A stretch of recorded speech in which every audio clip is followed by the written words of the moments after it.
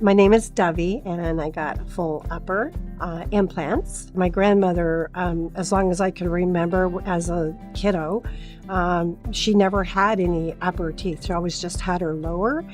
And I never really thought about why she didn't have uppers. It just never dawned on me to ask questions. Probably in my mid-30s, slowly over the years, incrementally, I would lose one or two teeth, and I was continuously having to go in and get a new partial. And I actually had contemplated getting implants for 2 or 3 years before I finally made that decision. So Dr. Huish made me feel really comfortable.